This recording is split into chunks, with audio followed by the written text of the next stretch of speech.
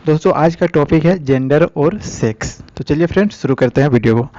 सामान्यतः जेंडर यानी लिंग और सेक्स को एक ही माना जाता है और एक के स्थान पर दूसरे का प्रयोग करना आम बात है, परंतु इनमें बहुत अंतर व्याप्त है। मतलब बोल रहा है कि जेंडर और सेक्स को हम लोग एक ही मानते हैं, लेकिन ये दोनों में काफ़ी अंतर होता है। खासकर सामाजिक एवं राजनीतिक क्षेत्र में इनका अंतर और भी व्यापक हो जाता है। सेक्स जैविक अवधारणा है, जबकि जेंडर एक सामाजिक अवधारणा है।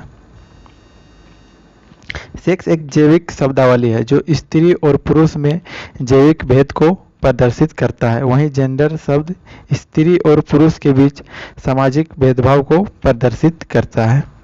जेंडर शब्द इस बात की ओर इशारा करता है कि जैविक भेद के अतिरिक्त जितने भी भेद दिखते हैं वे प्राकृतिक न होकर समाज द्वारा निर्धारित किए गए हैं, और इसी में यह बात भी सम्मिलित है कि अगर यह भेद बनाया हुआ है तो दूर भी किया जा सकता है।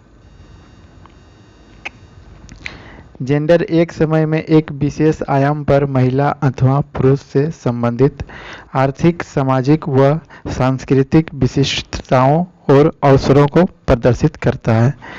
कई देशों में यह माना जाता है कि लिंग द्वारा ही संस्कृति का निर्धारण होता है, क्योंकि नियम और कानूनों का नियोजन महिलाओं और पुरुषों को संदर्भित करके किया जाता है। महिलाओं के लिए घरेलू काम और पुरुषों के लिए बाहरी काम जेंडर की सामाजिक असीमितता से जुड़ा हुआ है, परंतु सेक्स मनुष्य के शरीर मात्र से संबंधित होता है। जेंडर एक मानसिक संरचना है, जबकि सेक्स एक जैविक अथवा शारीरिक संरचना है। जेंडर का जुड़ाव सामाजिक पक्ष से है, परंतु सेक्स शरीर के रूप और आकार का प्रतिनिधित्व करता है। जेंडर मनोवैज्ञानिक है और इसकी अभिव्यक्ति सामाजिक है, परंतु सेक्स संरचनात्मक प्रारूप को धारण किए हुए हैं। फेमिस्ट के अनुसार जेंडर सामाजिक लिंग को स्त्री पुरुष भेद के सामाजिक संगठन अथवा स्त्री पुरुष के मध्य असमान संबंधों की व्यवस्था के रूप में परिभाषित किया जा सकता है। अन ओकले ने अपनी पुस्तक सेक्स, जेंडर एवं सोसाइटी 1972 में सेक्स को परिभाषित करते हुए कहा है कि सेक्स का तात्पर्य पुरुषों अथवा स्त्रियों के जैविक विभाजन से है। यहाँ तक कि संसार में सभी जीवों को उनके जैविक आधार पर दो वर्गों नर तथा मादा में बांटा गया है। इस तरह हम कह सकते हैं और पाते हैं कि सेक्स शब्द का प्रयोग महिलाओं एवं पुरुषों में जैविक भिन्नता दर्शाने के लिए प्रयुक्त होता है, जबकि जेंडर शब्द का प्रयोग पुरुषों एवं महिलाओं के सामाजिक एवं सांस्कृतिक भेद को दर्शाने के लिए प्रयुक्त होता है।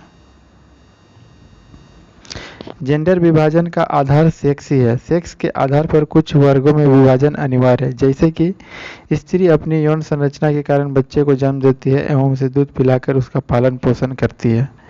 पुरुषों की जैविक संरचना भिन्न होने के कारण किसी भी स्थिति में पुरुष यह कार्य नहीं कर सकता है। यह एक जैविक भेद है, इसमें समाज चाहकर भी कुछ नहीं कर सकता है। परंतु सेक्स के आधार पर समाज द्वारा जो कार्यों का विभाजन किया गया है वह लैंगिक भेद के अंतर्गत आता है। जैसे स्त्रियों को सेना में कार्य नहीं करना चाहिए, रात्रि में अकेले नहीं घूमना चाहिए, स्त्रियां कमजोर होती है, स्त्रियां भावुक होती है।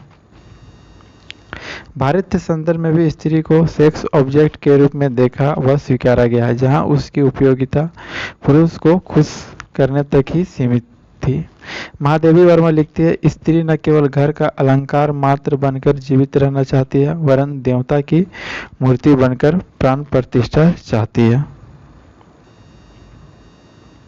समाज में स्त्रियों के साथ होने वाले भेदभाव के पीछे पूरी समाजीकरण की प्रक्रिया है, जिसके तहत बचपन से ही बालक बालिका का अलग अलग ढंग से पालन पोषण किया जाता है, और यह सामान्यतः सभी जगह देखा जा सकता है।